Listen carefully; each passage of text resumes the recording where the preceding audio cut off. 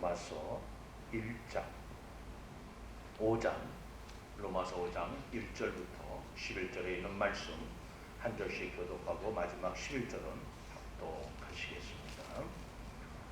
로마서 5장 1절부터 11절 말씀입니다. 로마서 5장 1절 말씀. 그러므로 우리가 믿음으로 의롭다 하심을 얻었은즉 우리 주 예수 그리스도로 말미암아 하나님으로 더불어 화평을 누리자. 또한 그로 말미암아 우리가 믿음으로 서 있는 이 은혜에 들어감을 얻었으며 하나님의 영광을 바라고 즐거워하느니라. 다만 이뿐이 아니라 우리가 환난 중에도 즐거워하나니 이는 환난은 인내는 연단을 소망을 이루는 줄 알미로다. 소망이 부끄럽게 아니함은 우리에게 주신 성령으로 말미암아 하나님의 사랑이 우리 마음에 부은 바 됨이니 우리가 아직 연약할 때에 기약대로 그리스도께서 경건치 않은 자를 위하여 죽으셨도다. 의인을 위하여 죽는 자가 쉽지 않고 선인을 위하여 용감히 죽는 자가 혹 있거니와. 우리가 아직 죄인 되었을 때에 그리스도께서 우리를 위하여 죽으심으로 하나님께서 우리에게 대한 자기의 사랑을 확증하셨느니라. 그러면 이제 우리가 그 피로 인하여 의롭다 하심을 얻었은즉 더욱 그로 말미암아 진노하심에서 구원을 얻을 것이니 곧 우리가 원수 되었을 때에 그 아들의 죽으심으로 말미암아 하나님으로 더불어 화목하였은즉 화목된 자로서는 더욱 그의 살으심을 인하여 구원을 얻을 것이니라. 다 같이 이뿐 아니라 이제 우리로 화목을 얻게 하신 우리 주 예수 그리스도로 말미암아 하나님 안에서 또한 즐거워하느니라. 아멘. 복 주시는 여호와 하나님, 우리는 그 복을 받기를 간절히 소망합니다. 그 복은 바로 하나님의 마음이며 하나님께서 이 땅에 친히 육신으로 임하사 우리에게 살아가시면서 보여주신 예수 그리스도의 발자취를 닮아가는 삶입니다. 오늘도 말씀을 통하여 그 예수 그리스도를 닮기를 간절히 소망합니다. 한 사람 한 사람 주님께서 붙잡아 주시고 그의 마음을 주께서 주장하여 주셔서 세상 가운데 살지만 하나님의 자녀로서 하나님의 거룩한 뜻을 행하는 하나님의 거룩한 자녀들로서 세상 가운데서 승리의 삶을 살아갈 수 있도록 이 시간에도 말씀을 통하여 성령께서 인도하여 주시옵소서. 예수님의 이름으로 감사하며 기도하옵나이다. 아멘. 오늘 말씀은 한마디로 요약해서 이런 뜻입니다. 우리가 우리 가족을 위해서 또는 다른 사람을 위해서 자신을 희생하는 사람도 있다는 겁니다. 그런데 죽을 죄 더 이상 누구에게도 인정받지 못하는 그 죽을 죄를 지은 그 사람을 위해서 죽을 수 있느냐? 그 뜻입니다. 아무도 그런 사람이 세상에 존재하지 않는데 예수 그리스도는 우리가 죄인임에도 불구하고 우리를 위하여 십자가에 달려 돌아가 주셨다.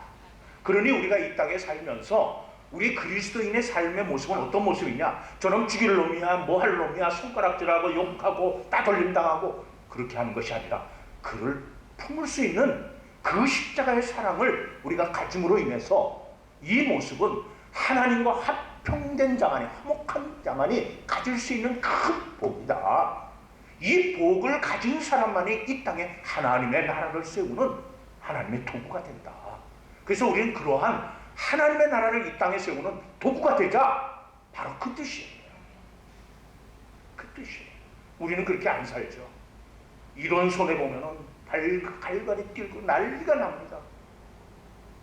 절대 손해 안 보겠다는 게 우리들의 정체입니다. 뭔가 조금이라도 나에게 서운한 것이 있으면 가만히 있지를 못하지. 나의 의롭고 나의 뭔가 잘 되는 모습, 나는 이런 사람이 하는 것을 보이기 위해서 다른 사람을 험담을 하고 다른 사람의 지적을 깎아내리고 다른 사람이 하는 일에 대해서 못마땅히 여기면서 계속해서 그 뒷담화를 치는 것을 우리는 좋아합니다. 물론 싫어하는 사람도 있죠. 그러나 본능적으로 그런 짓을 하는 것이 우리들의 정체입니다. 그런 정체에서 이제는 좀 벗어나자는 겁니다. 그러면서도 예수 믿는다고 하는 것은 그 사람은 하나님과 이미 화목하지 못한 사람이다. 아무리 교회를 다니고 찬송을 부르고 하나님의 말씀을 듣고 아멘해도 그러한 삶을 그렇게 사는 사람은 하나님과 아무런 관계가 없는 사람이다. 그게 오늘 말씀이에요. 이게 교회 다닌다고 해서 우리가 구원받는다는 게 아니라는 것을 우리가 정확히 알아야 돼요. 입술로 나는 주 예수 그리스도를 믿습니다 했다고 해서 구원받는 게 아니라는 거예요. 우리들의 삶이 증명을 보이라는 거예요. 열매를 맺으라는 거예요. 이 열매가 없으면 주님 앞에 섰을 때 주님 앞에서 아무리 주님 나 힘을 했잖아요. 나 헌금하고 봉사하고 나 주일 안 빠지고 성경 암송 딴 사람 10장 할 때 난 20장 했잖아요. 아무 소용이 없어요. 그때 주님께서 이렇게 말씀하십니다. 너 나 알아? 나 너 몰라. 언제 네가 나를 위해서 살았니? 너 위해서 살았잖아. 너 자랑하려고 너 잘 먹고 잘 살려고 살았잖아. 나 너 몰라. 그러신다는 거예요. 그래서 우리가 어떻게 살 것이냐, 어떠한 신앙의 삶을 살 것이냐가 보여주는 것이 오늘 5장에서 보여준 성도의 삶입니다. 이딴 교사들의 극단 선택으로서 나라가 뒤숭숭하지요. 자기 자식 잘못한 것은 모르고 그 자식을 좀 혼냈다고 해서 괴롭히고 또 괴롭히고 괴롭히다 결국은 그 교사가 자신의 마음을 하소연할 것을 찾지 못해 극단적인 선택을 한 것이 지금 줄줄이 터져나오고 있어요. 참 희한한 거는요, 뭔가 하나가 터지면은 계속 연이어서 터진다는 사실이에요. 곪고 옮았던 것이 한꺼번에 터지는 현상을 우리가 보고 있습니다. 아동학대라는 굴레를 씌워서 정당한 교사의 교권까지도 무차별 아동학대범으로 몰아세운 진보들의 산물입니다. 우리 사회가 얼마나 지금 큰 혼란기에 빠져 있는지 몰라요. 그냥 나는 그런 거하고 상관없어 그러실런지 모르겠어요. 이미 오래전에 이 일은 예견됐던 일들이었댔어요. 그런데 많은 사람들이 내 자신만큼은 교사들에 의해서 매맞는 거 싫어, 잔소리 듣는 거 싫어, 왕따 당하는 거 싫어 라고 하는 이 진보 좌파들의 미명하에 사회 일각에서 일어나는 인권이라는 잣대로 다른 한쪽은 파렴치범으로 몰아세우는 이윤법으로 줄세기를 세운 나라를 만들어버리고 말았어요. 우리나라가 두 편은 완전히 나눠져 있잖아요. 하나가 돼야 되고 하나가 돼도 전 세계 속에서 이 자그마한 나라가 살아나기가 힘든데 이 나라를 둘러 쪼개는 역할을 지금도 이 사회에서는 서로 몸짱을 먹겠다고 아웅거리면서 하고 있는데 이 모습이 사회의 모습이 아니라 교회의 모습이라는 걸 여러분 알고 계십니까? 교회도 마찬가지. 구성원들끼리 서로 패가 나뉘어져서 그런 모습을 우리가 보이고 있어요. 그 모습은 보면서 욕하면서 우리들의 모습은 보지 못하는 것이 오늘날 우리가 하나님을 믿는 자들의 정체입니다. 한때 저도 우리 아내하고 같이 유아학습 행동교정 프로그램을 진행했던 적이 있었습니다. 그때 그 아이들의 행동을 교정하고 그 아이들의 학습적인 태도를 교정하는데 가장 먼저 치유하는 것이 누구였냐면 아이들이 아니었댔어요. 학부형들이었댔어요. 아이들은요 엄마 아빠를 보고 자라납니다. 이 아이가 이렇게 된 거는 엄마 아빠의 태도에 문제가 있는 거예요. 그래서 당시 유명했던 사람들이 우리 집사람하고 전혀 있어요. 그 지역에서 심지어는 언젠가도 말씀드렸지만은 미국 MIT 공대 교육학 박사였던 박사님께서 미국 프로그램이 얼마나 잘 돼 있습니까? 그 자기의 아들을 갖다 그 프로그램에 보내서 치유를 하려고 애를 썼는데도 치유를 못했어요. 미국에 좋다는 데를 다 찾아다니면서 교육학 박사님들 얼마나 정말 갑자기 제 자랑이 됐나요? 좀 자랑 좀 할게요. 근데 그래가지고 한국에서 치료받겠다고 그 아이를 데리고 나왔어요. 미국에서는 결국 치료가 안 돼가지고. 지금도 세브란스 병원 길 건너편에 가면은 그 당시 TV에 나와서 어린아이들 행동교정 정신과 의사가 지금도 거기 계십니다. 프로그램에 나와서 굉장히 많이 진행했던 분이셔요. 근데 거기도 찾아갔는데 결국은 안 됐어요. 그리고 할 수 없이 포기하고 귀국하려고 하는데 그 언니 집에 머물러 있는데 얘 우리 동네에 이런 데가 있는데 한번 가보지 않겠니? 그래서 지푸라기라도 잡고 싶은 심정을 가지고 우리 집사람하고 저하고 운영하는 프로그램 센터에 찾아왔습니다. 들어오면서부터 그냥 눈물이 젖어갖고 막 그냥 어쩔 줄 모르면서 이 아이를 아이는 그냥 막 천방지축 막 박정수축 뛰고 난리가 났어.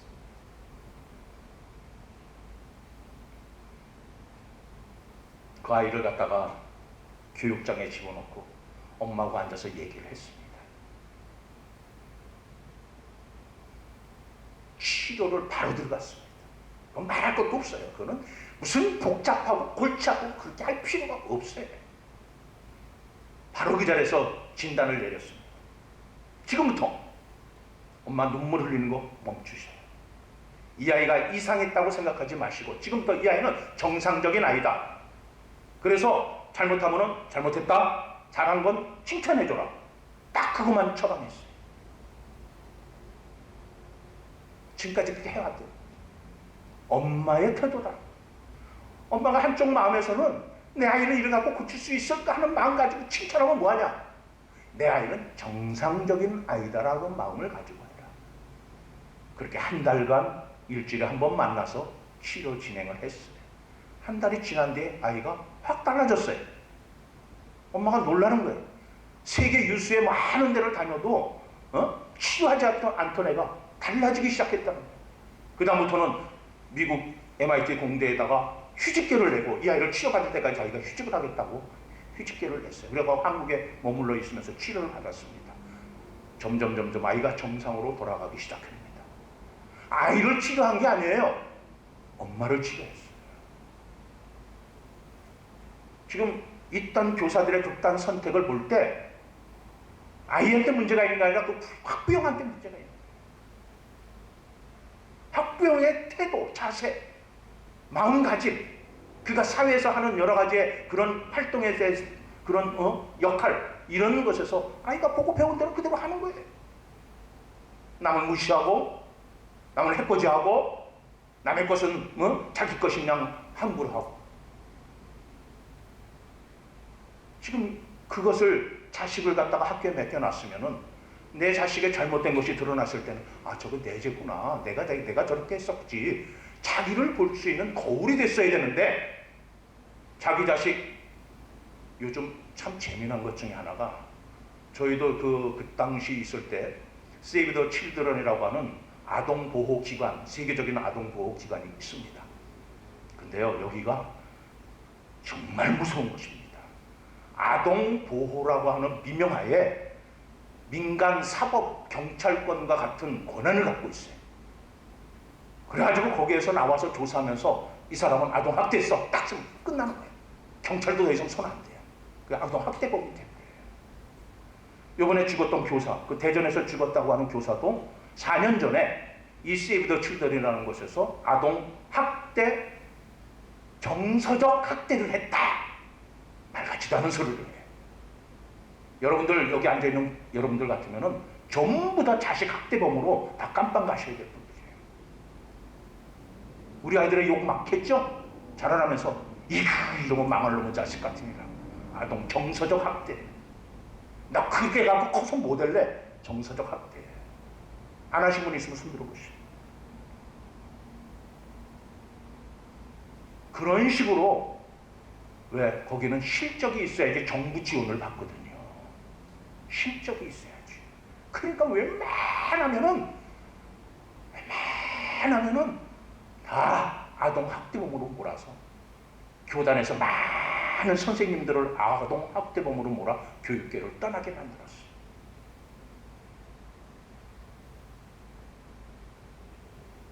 좀 전에도 말씀을 드렸어요.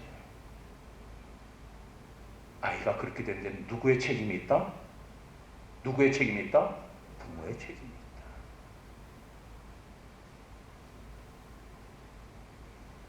철학자여 신학자였던 키엘 케고리 쓴 책에 사람을 죽음에 이르게 하는 병이 있는데 한마디로 불안이다라고 표현을 했습니다. 이 불안이라고 하는 그것은요, 사람을 결국 죽음으로 이끌고 있다는 겁니다. 마음에 화평이 없고 평안함이 없고 그러한 상태가 바로 불안이죠. 불안에 늘 쫓기면서 사는 사람은 결국 마음의 병을 얻게 되고 스트레스를 받게 되죠. 그래서 죽음에 이른다는 겁니다. 호구리들도 자신도 모르는 사이에 자신을 죽음으로 인도하는 무언가의 불안감, 초조감, 우울함이 내 삶을 지배하면서 내 속을 떠나지 않고 나에게 있지 않은가 한번 살펴봐야 될 것 같아요. 학생들에게도 있지요. 요번에 만약에 예비고사인데 요즘은 무슨 고사라고, 무슨 시험이라고 그러죠? 예비고사라고 할거? 우리 땐 예비고사인데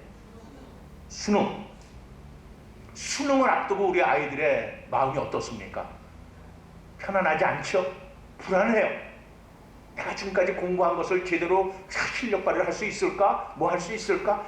이번엔 꼭 붙어야 되는데 별의별 생각이 한시도 편안함이 없이 공부를 해요. 그래서 진보들이 얘기하면 그런 불안감에서 벗어나게 하기 위해서 그런 시험을 없애버리자 그랬어요. 근데 그 시험만큼은 없애서는 안 된다. 왜? 잘하고 있는지 잘못하고 있는지 어느 정도 이 아이를 평가할 수 있는 수준이 있지 않느냐. 그래서 시험은 존재하게 되었어요. 한때는 없어질 뻔했던 수능이었습니다. 자, 근데 이런 것들이 싫어서 우리 아이만큼은 그냥 그런 거 없이 기르고 싶어. 그래서 외국으로 훌쩍 떠난 이민 간 사람들도 많이 있습니다. 그래서 공부하고 싶으면 공부하고 싶은 대로 하고 싶은 대로 해. 자, 미국이라는 사회가 왜 선진국이라는 말을 듣습니까? 미국에서는요, 취직하기 위해서 대학 가지 않아요. 우리는 취직하고 좋은 직장 갖기 위해서 대학을 가요. 그렇죠? 독일이라는 사회도 그래요. 독일이라는 사회도 직장 가기 위해서 대학을 가지 않아요. 그들은 이미 중학교 때, 고등학교 때 직업 교육을 받고 자기가 원하는, 자기가 바라고 하고 싶은 그 일을 하게끔 학교가 도와줘요. 근데 우리는 오직 학교 다니는 이유와 목적은 좋은 직장, 좋은 학교, 좋은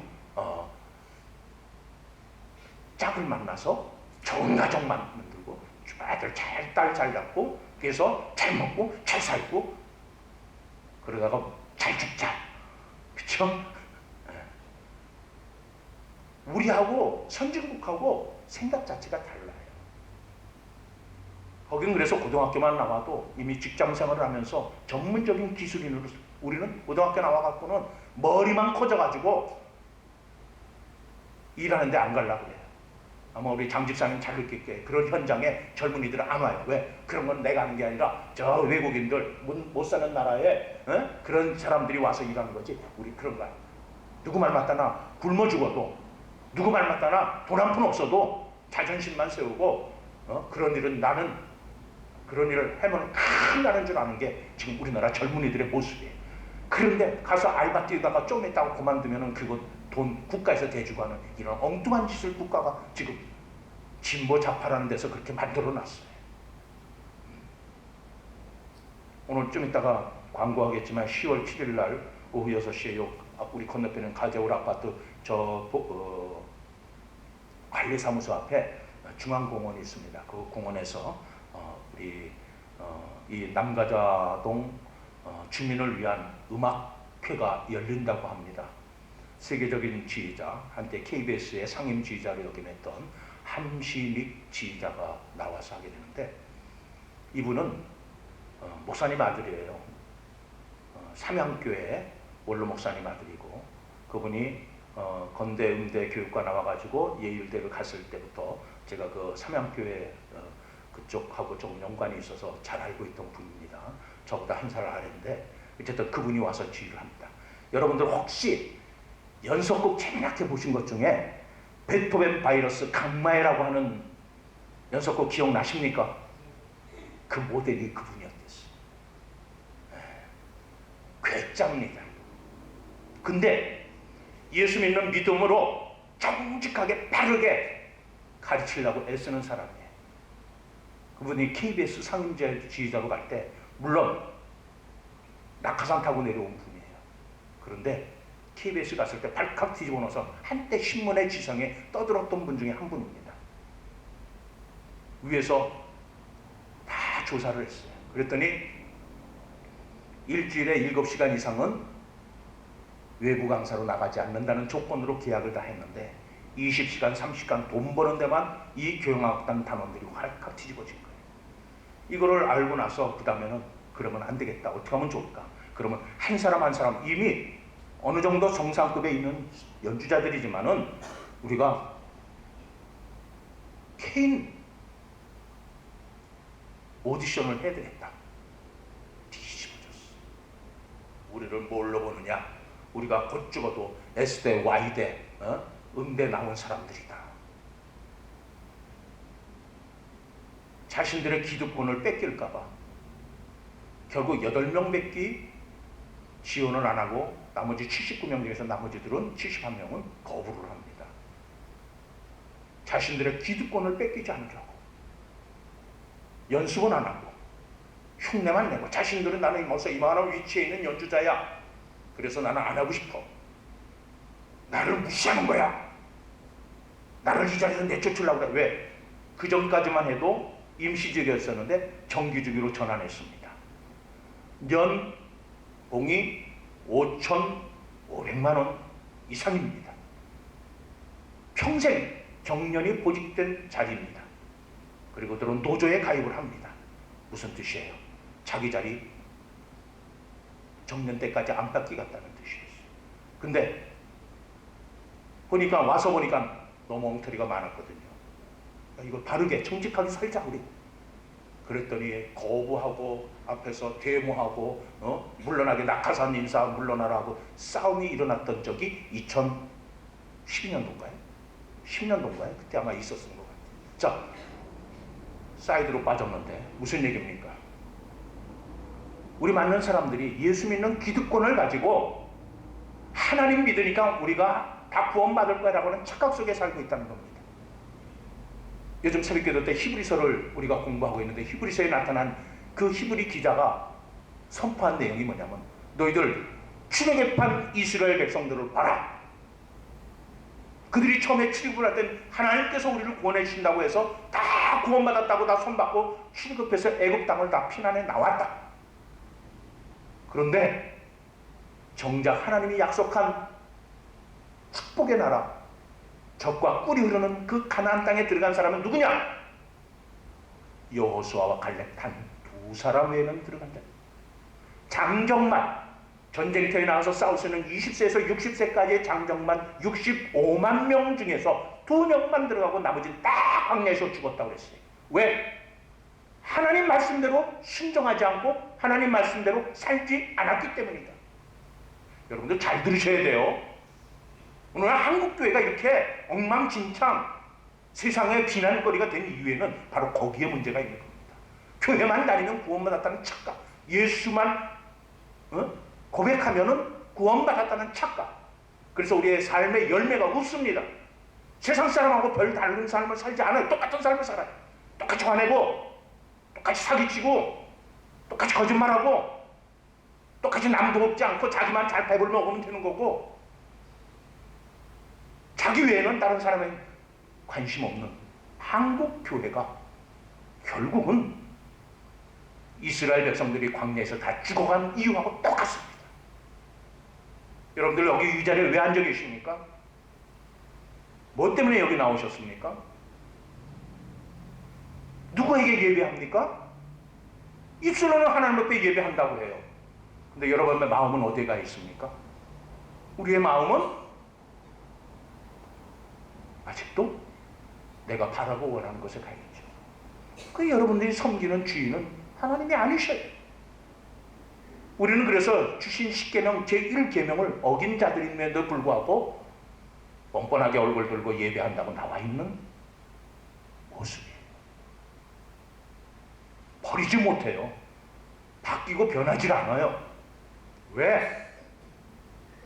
자기 생각, 자기 판단, 자기가 하는 것이 더 옳다고 하나님보다 더 옳다고 생각하고 있기 때문에 그렇습니다. 이러한 삶을 사는 우리에게 오늘 본문의 말씀은 어떤 도전을 주고 있습니까? 하나님께서 먼저 손을 내밀어 주셨다는 뜻이에요. 우리에게 그러한 구원받지 못할 인생들에게 손을 먼저 내밀어 주셨어요. 그럼 손을 잡아야 될 거 아니에요. 물에 빠져서 지금 떠내려가는 사람에게 손을 내밀었어요. 이 손 잡으면 널 구원해 줄게. 그런데 그 물에 빠져서 지금 떠내려가고 있는 사람이 손잡기를 거부했어요. 그럼 그 사람은 어떻게 됩니까? 자기 스스로 헤엄쳐 나오든지 다른 방법을 통해서 나오든지 해야 될 거 아니에요. 그런데 한번 보세요. 홍수 때 급류에 휩쓸려 내려간 사람 중에서 살았다는 사람이 있습니까? 그날 못 잡고 그날 오후 늦게 아니면 며칠 뒤에 어디에서 숨진 채 발견되었습니다. 오늘날 우리가 예수 믿는다 하면서도 예수님께서 내밀은 손을 붙잡지 아니하면 그와 똑같은 인생길을 걷게 됩니다. 예수님의 손 내밀으셨을 때에, 기회가 되었을 때에 예수님의 손을 꼭 붙잡으시는 복된 성도 여러분들이 되시길 주님의 이름으로 축복합니다. 예수님 손 붙잡으세요. 언제까지 포기하고 살으실래? 언제까지 거절하고 살으실래? 언제까지 외면하고 살으실래? 그러니까 우리가 세상 사람과 다를 것이 아무것도 없잖아요. 주일날 나와서 예배 드리는 거 외에는 뭐가 다른 게 있습니까? 응? 뭐가 다른 게 있어요? 새벽기도 때 잠깐 말씀드렸어요. 미국에서 설문조사를 했습니다. 하루에 하나님의 말씀을 읽고 그 말씀을 묵상하고 그 말씀을 나의 삶을 비춰보면서 나의 죄를 회개하고 다시 하나님의 말씀을 통해서 용기를 얻고 내가 오늘 하루는 이와 같이 살겠다고 결심하고 다짐하는 그런 말씀 경건의 시간을 얼마나 갖습니까? 라고 했어요. 자, 하루에 그 시간을 얼마나 할애하고 있습니까? 얼마나 그런 시간을 갖고 있습니까? 놀랍게도 약 한 30% 정도가 그런 시간을 갖고 있습니다. 그리고 그 시간은 약 평균적으로 20분 정도를 쓰고 있다라고 설문조사에 응했습니다. 우리 한국은요, 매일같이 그런 시간을 갖고 있습니다. 12%예요. 그래도 난 거예요. 100명 중 한 10명은 그래도 하나님의 매일같이 말씀을 읽고 있으니까 다행이다. 근데 그 시간은 불과 5분에서 7분이라고 나왔어요. 성경 읽다가 박탈나 보다. 요즘은 다 전기밥솥이 해주니까 밥탈 일과 없겠지요. 아차, 국찌개 올려놓고 왔지. 성경 읽다 말고 돌아가느냐고. 하나님의 말씀을 읽는 시간이 없대요. 자, 놀라운 것은 그러면 하루 중 새벽 기도를 뺀 개인적으로 갖는 사람은 몇 프로냐? 2%. 100명 중 2명만이 새벽기도 시간 외에 하나님의 말씀을 읽고 그 말씀을 묵상하고 자신을 비춰보고 내가 그러면 이렇게 하나님의 자녀로서 어떻게 살 것인가 하고 하루의 삶을 살아가는 사람이 100명 중 2명밖에 없다. 이건 기독교 신자들을 놓고 얘기하는 겁니다. 일반인을 갖고 얘기하는 게 아니에요. 그 정도로 우리가 엉터리 신앙생활하고 있다는 것을 그 설문조사가 잘 보여주고 있어요. 우리는 거의 다 하나님의 말 믿는다 하면서 하나님의 말씀을 가까이 하지 않고 있다는 거예요. 하나님 말씀, 하나님하고 상관이 없는 삶을 살고 있다는 겁니다. 주님께서는 지금도 매일같이 나에게 아침마다 일어났을 때 손을 붙잡아 주기를 원하셔요. 내가 손 붙들어 줄게. 손을 내밀으셔요. 근데 우리는 외면합니다. 아침에 눈 뜨면 살아가는 게 바쁩니다. 정신없습니다. 그래서 하나님이 내밀은 손에 대해서는 관심이 없어요. 하나님이 내밀은 손에 대해서 관심이 없으니 어떻게 우리가 하나님과 화평하겠습니까? 하나님과 화평하지 못한 거예요. 그러니까 어떤 일이 있습니까? 무슨 일만 생기면 근심합니다. 걱정합니다. 그리고 불안이 떠나질 않습니다. 왜? 하나님과 화평하지 못했기 때문에, 하나님과 원죄의 문제를 해결하지 못했기 때문입니다.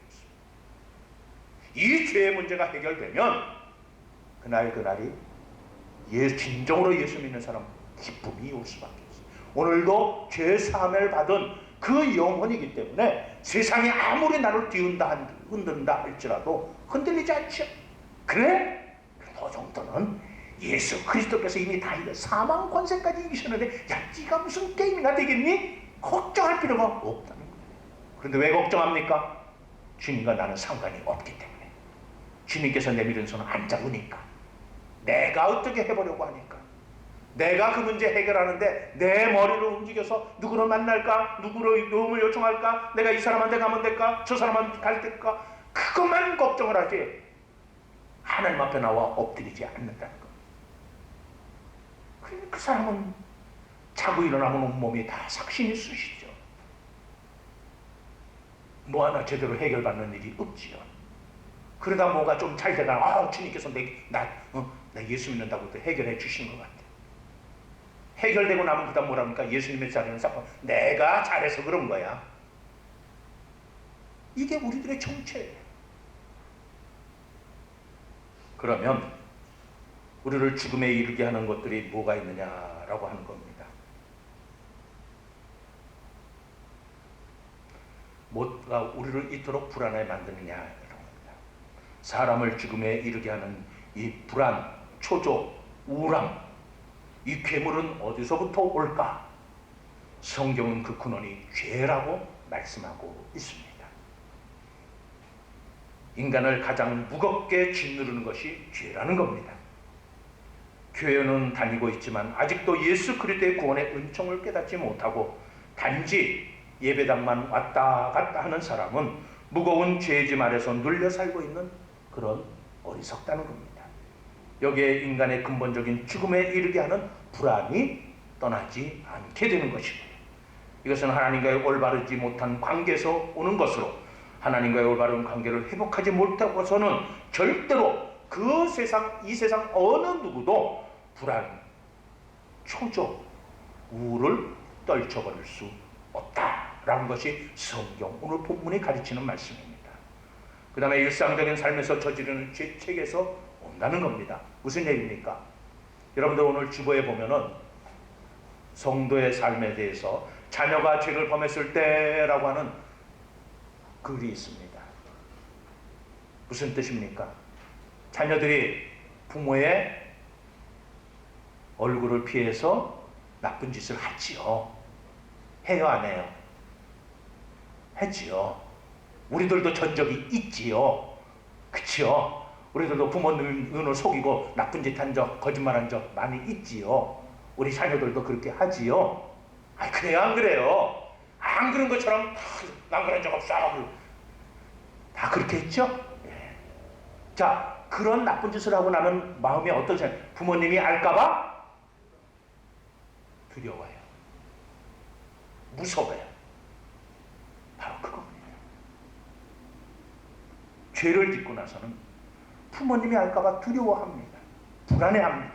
자, 그래서 오늘 여러분들에게 주보에 했습니다. 자녀를 위해 반드시 해야 할 기도 가운데 하나가, 자녀가 죄를 범했을 때 그것이 반드시 드러나게 해 주십시오라고 하는 기도를 해달라는 겁니다. 왜냐? 나중에 가서 그분의 존재를 피해 우리 자녀가 갈 수 있는 곳이 없기 때문이다. 자, 초장에 말씀을 드렸어요. 부모가 나쁜 짓 하고 그런 것에 대해서 모른 척하고 눈 감아버리고, 야, 그럴 수 있어, 실수할 수 있어, 야, 괜찮아 그러한 것들이 결국은 이 아이가 커서 범죄하는 자로 만들고 있다는 것을 우리는 잊어서는 안 됩니다. 그래서 그런 일이 생기기 전에 이런저런 형편, 어떤 상황이 됐든지 간에 그 아이가 잘못한 죄를 범면 그 일이 사전에 미리 다 발각이 되어서 같이 놓고 손잡고 하나님 앞에 회개하고 기도하게 해달라는 뜻이에요. 그래야지만 이 아이가 커서 나쁜 짓 안 하는 건강한 사회인으로 이 사회 속에서 참된 그리스도인으로 살아갈 수 있기 때문입니다. 따라서 일상적인 삶에서 저지른 이 죄책에서 우리가 불안하다는 겁니다. 다음은 욕심, 욕정, 불확실성에서 오는 불안입니다. 우리는 강한 의지의 사람인 것처럼 보여지지만 늘 자기 욕심, 욕정 이끌려 다니는 나약한 존재입니다. 이것이 인간의 나약성 또는 허약성에서 오는 것인데 생의 시험에서 오는 것으로 예수님도 이 시험을 당하셨어요. 예수님도 당한 시험을 우리는 안 당할 거냐? 아니라는 거죠. 우리도 그 시험은 당연히 받게 되어 있다라고 하는 겁니다.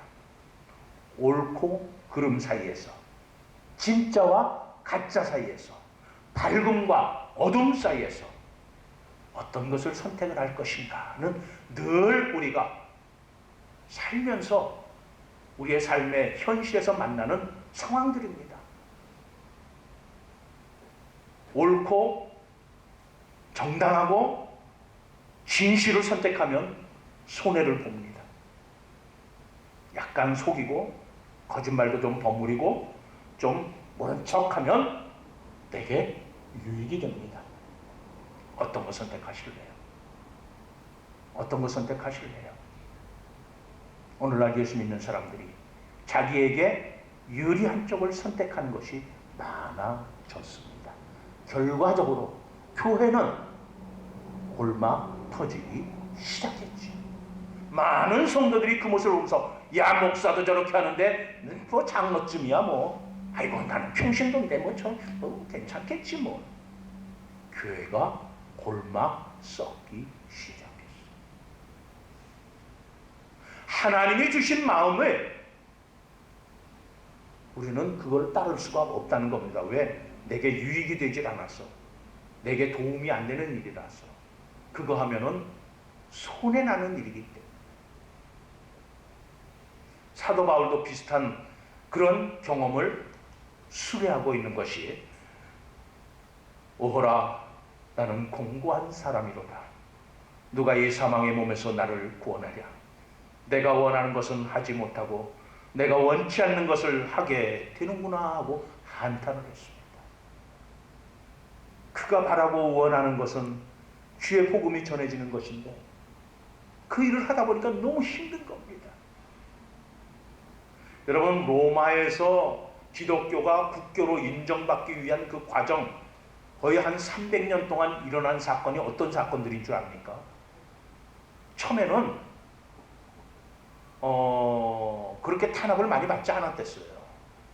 기독교도 유대교의 비슷한 종파로 생각하고 로마에서 그냥 왜 로마에서 유대교를 인정했습니까? 헤로당이 유대인들이 로마에 협조했거든요. 그러니까 협조 잘하게 하려면 그들이 갖고 있는 종교를 인정할 수밖에 없었습니다. 그래서 처음에는 핍박받지 않았어요. 그러던 것이 언제 와서 핍박이 시작됩니까? 네로 황제 때 와서 시작됩니다. 네로 황제 때 로마에 큰 대형 화재가 났죠. 근데 이 화재를 네로 황제가 냈다 라는 소문이 돌기 시작합니다. 근데 사실 그 로마의 대형 화재는 네로가 나와가지고 거기에서 비파를 치면서 실을 뻗다고 나오는데 그건 가짜예요.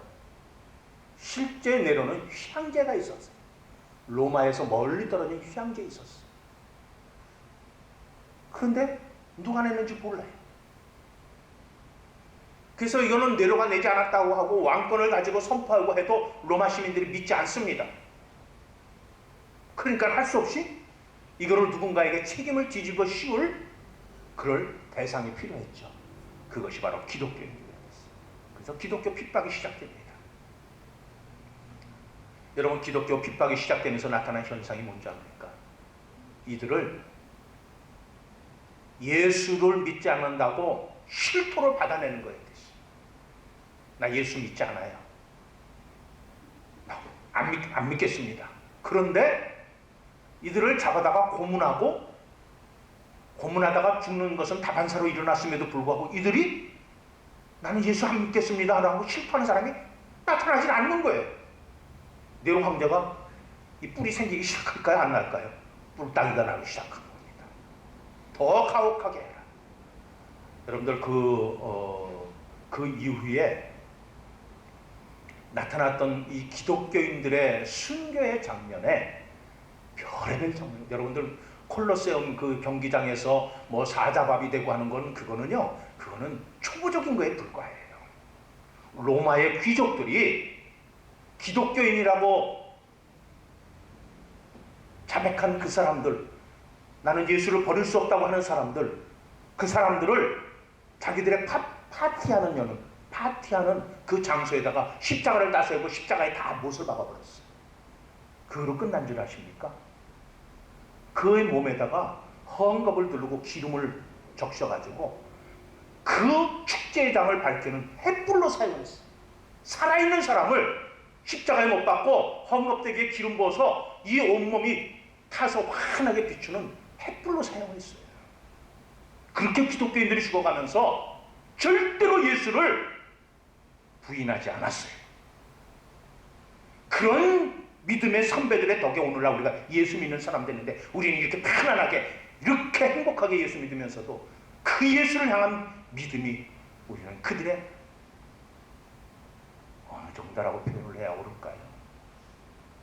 그들의 장난 속에 어떤 것이 들어가 있는 줄 아십니까? 예수 믿는 사람을 십자가로 묶어놓고 살아있는 생사람을 칼로 배를 가릅니다. 내장을 다 꺼냅니다.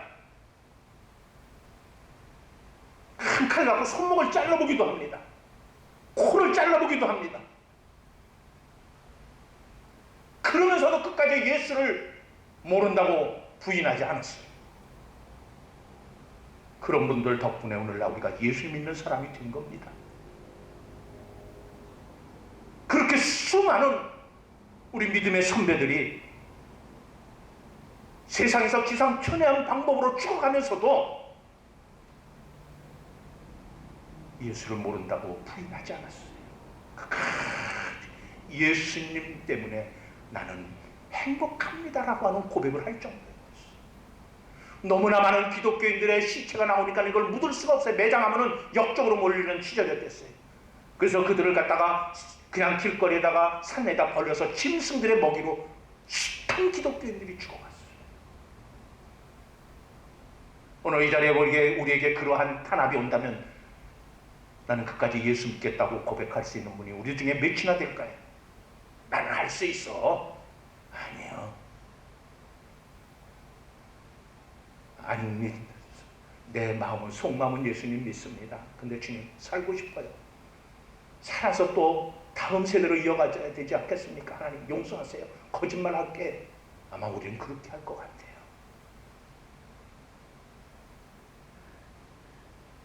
그분들은 예수님께서 내밀은 그 화해의 손을 붙잡으신 분들이에요. 그래서 그들의 영원한 소망은 하늘에 있었습니다. 우리는 이렇게 해서 순교당하면 우리는 천국에 계신 하나님께서 우리를 맞이해 주실 것이고 그분과 함께 영원한 천국의 삶을 살아갈 것이야 확신하는 믿음이 있었습니다. 그래서 히브리서는 영혼의 닻을 뭐라고 표현했냐면은 하나님을 향한 소망이다 라고 얘기했어요. 닻이 뭡니까? 배가 항구에서 흘러가지 않냐고 그 자리에 고정되어 있게 하게 만들어서 바다에다 물속에 내리는 것을 의미하죠. 닻. 이 우리의 영혼의 닻은 하나님을 향한 소망이다, 이렇게 히브리서는 증거하고 있는 겁니다. 여러분들에게 이 영원하신 하나님의 이 소망의 닻을 다 소유하시는 거룩한 성도 여러분들이 되시기를 주님의 이름으로 축복합니다. 인간의 한계성을 솔직히 인정하기는 어렵지요. 언젠가는 하나님께서 해결해 줄 줄로 믿고 맡긴다고 하는 것이 마음은 그런데 현실적인 삶은 그렇지 못하다는 겁니다. 그래서 우리는 나의 한계를 알기에 주님 조금만 눈 감아주세요. 남들도 다 이렇게 사는데 하나님 나라고 특별하게 이렇게 살 자신 없어요? 우리는 보통 그런 얘기를 많이 합니다. 하나님 좋은 날 만나게 해주세요 라고 하는 것이 보통 우리들의 기도 제목입니다. 왜냐하면 우리는 반드시 주님께서 이 문제를 해결해 주실 것이라고 하는 한쪽에 뭔가 기대하는 소망이 조금 있기 때문에 그렇지요. 그런데 중요한 것은 그 조그마한 소망이 완전한 소망으로 바뀌지 아니하면 아무런 일도 일어나지 않는다는 겁니다. 조그마한 소망이라는 것은 뭡니까? 이쪽도 작고 이쪽도 이렇게 작겠다는 겁니다. 이쪽 세상 것은 아직 못 놓겠다는 거예요. 하나님 것은 끄트머리라도 잡고 그래서 이쪽이 되든 저쪽이 되든 뭔가 내게 좋고 유리한 조건이 되면 그거 하나님의 은혜입니다 라고 얘기할게요 라고 하는 것과 똑같아요. 주님께서는 그렇게 원하고 계시지 않았어요. 단호하게 하나님의 것을 붙잡으라는 겁니다. 하나님만 붙잡으라는 겁니다. 우리는 거부하지만 하나님은 지금도 우리에게 그 손을 내밀고 계셔요. 이 손을 붙잡아야지만 산다. 우리가 근심 걱정 염려한다고 우리가 문제 해결 받는 것이 아니라는 겁니다. 근심 걱정 염려를 다 주님의 닦기라는 거예요. 주께서 해결해 주실 줄로 믿습니다. 했으면 그 다음부터는 믿는 자답게 행동하라는 겁니다. 그래서 이것을 주님께서 이렇게 말씀하셨죠. 내가 염려함으로 내 키가 한 자라도 더 크느냐? 그렇지 않을진데 걱정하지 말고 근심하지 말라. 네가 걱정한다고 해결하는 거 아니야. 그건 내가 해줄 테니까 나만 믿고 따라와. 이게 바로 예수님이 하신 말씀입니다. 잠언 8장 22절부터 31절에서 알려주는 말씀은요, 하나님과 나의 관계를 확실하게 알고 믿고 나가라는 겁니다. 땅이 생기기 전부터 나를 세우신 하나님, 그리고 나를 위하여 이 땅과 궁창과 해변을 만드신 하나님이심을 진실되게 믿으면 내 불안은 하나님이 책임져 주시겠다는 뜻이에요. 왜냐하면 하나님은 나를 만드신 나의 주인이시라는 겁니다. 나의 생사업과 흥망성쇠가 하나님 손에 달려있다고 하는 것을 알려주는 말씀이 잠언 8장에 나와 있는 말씀이에요. 오늘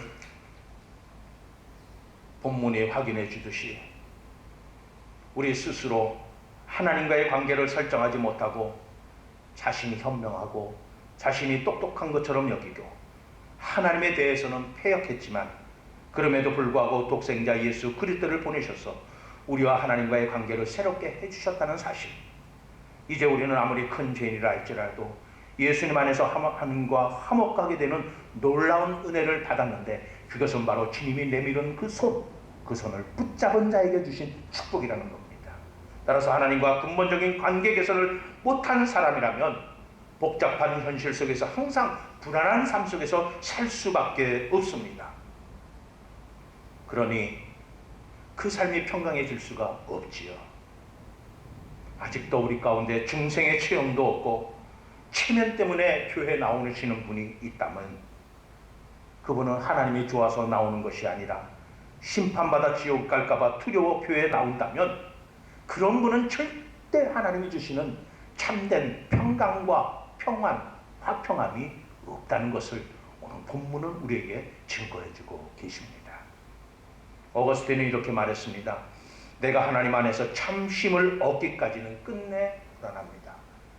그는 세상을 살면서 이 세상을 보면서 이런 세상에 저기 하냐면서 자신의 젊음에서 오는 이 우라통을 술과 성적 타락을 통해서 해결해보면 자신의 몸을 흑대를 했었습니다. 그렇게 해서라도 뭔가 조금이라도 자신의 마음에 안식을 얻고자 노력했지만 얻어지는 것은 없고 오히려 가면 할수록 더 갈증이 심해졌고 더 타락한 모습으로 살아갈 수밖에 없었습니다.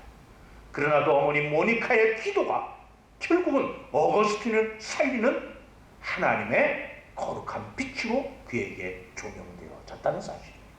여러분들의 자녀의 문제가 있습니까? 어머니의 눈물 어린 기도는 자녀를 살릴 뿐만이 아니라 그 자녀에 속한 모든 상황도 하나님께서 역사해 주신다는 사실을 믿으시기를 바랍니다.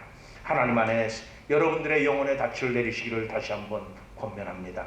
하나님의 근본적인 관계가 회복된 것처럼 생각되어지고 그 표로 예수님의 이름을 세례로 받았음에도 아직 세상 욕심을 버리지 못하고 세상 부귀 영화와 안락의 욕심을 못 버렸다면 그분은 돌아가실 때까지 평화도 없고 오히려 더 깊은 불안과 공포 속에 빠지게 될 수밖에 없습니다. 이제라도 과감하게 지금까지 걸어왔던 여러분들의 잘못된 삶의 방향을 바꿔보시기를 바랍니다. 그래서 사도 바울처럼 죽든지 살든지 주님의 뜻대로 행하시옵소서 고백하시기를 바랍니다. 하나님께 대한 절대적인 신앙. 누가 감히 우리를 그리스도의 사랑에서 끊으리요? 라고 자신만만하게 세상을 향해서 외쳤던 사도 바울의 이 고백이 여러분들의 삶의 고백이 되기를 주님의 이름으로 축복합니다. 그러면은 이사야서 41장 10절에서 하나님의 음성을 들려줍니다. 두려워 말라, 놀라지 말라. 내가 너와 함께 하겠다. 내가 나의 오른손으로 너를 붙들어 주겠다. 시편 121편 기자는 1, 2절에서 이렇게 외칩니다. 내가 산을 향하여 눈을 들리라. 나의 도움이 어디서 올꼬? 천지를 지으신 여호와에게서로되이다. 시편 61편 기자는 나의 피난처와 힘이 되시는 여호와 하나님에 부르면서 그 안에서 아무 근심 걱정 없이 하나님과 함께 동행하는 축복의 주인공이 되었다고 그는 시를 읊었습니다. 벌써 23년도도 여름이 지나고 가을의 계절에 들어섰습니다. 짙은 조통 간에 세월은 이처럼 서서 기다려주지 않습니다. 우리 일생은 매우 짧습니다. 그 귀중한 시간들을 불안과 저주와 울고 한숨, 근심 등으로 낭비하는 그러한 어리석은 신앙인이 되지 않으려면 이제부터라도 내 삶의 주인 되시는 하나님과 참사랑의 문제를 해결해 보시기를 적극적으로 선포합니다. 나를 사랑하시기 때문에 내가 아닌 하나님께서 먼저 내게 손을 내밀어 주셨듯이 아직도 내가 혹시라도 주변과 화해하지 못한 이웃이 있다면 비록 나의 자존심은 허락지 않지만 그럼에도 불구하고 내 안에 계시는 주 예수 그리스도의 능력을 힘입어서 먼저 손을 내밀고 화해의 사신이 되어 보시지 않으시렵니까? 그래서 먼저 내밀어 주신 손길의 은혜가 십자가에 흘리신 보혈로 나의 죄를 다 멸하사 하나님과 화친토록 해주심을 믿기에 오늘도 우리는 이 자리에 모여 그 하나님 앞에 예배하고 있지 않습니까? 그 사랑은 하나님께서 항상 나와 함께 하시기 때문인데, 그래서 세상에서는 환난을 당하려는지 몰라도 그래도 평안을 누리게 해주시는 것은 예수 그리스도께서 바로 그 환난을 또한 죄의 수렁을 이기신 나의 주 나의 하나님이시기 때문입니다. 때문에 우리도 진정으로 예수 안에 여러분들이 머무신다면 그리스도로부터 오는 참 평강을, 참 평화를 누리는, 그렇게 살아가는 인생과 일상의 삶에서 믿음으로 승리하는 주인공이 될 줄로 믿습니다. 이 주인공들이 다 되시기를 주 예수 그리스도의 이름으로 선포하며 축복합니다. 기도하시겠습니다. 날 사랑하사 독생자들 예수 그리스도가 나의 주 나의 하나님으로 내 곁에 손을 내밀어 주셨습니다. 우리는 그 손을 붙드는 자들입니다. 이 손을 놓지 아니하고 주 안에서 살아가기를 소망합니다. 주님이 손을 통해서 하나님의 나라가 우리 가운데 임하기를 간절히 소망합니다. 나를 통해서 우리 주변과 화해하게 해주시고 나를 통해서 이 주변에 많은 억울하고 억눌렸던 사람들에게 하나님의 복음을 전하는 그리스도의 삭신이 되게 하여 주시고, 아버지 하나님의 나와 감정이 격이 고울이 깊었던 사람들과 먼저 나가가 예수 그리스도께서 나를 향해 손을 내밀어 주신 것처럼 나도 먼저 손을 내밀게 하여 주시사 그들과 화평함으로 내 삶의 모든 삶의 터전들이 하나님 나라가 이루어지는 거룩한 성도의 삶으로 살아가도록 복 내려 주시옵소서. 예수님의 이름으로 감사하며 기도하옵나이다.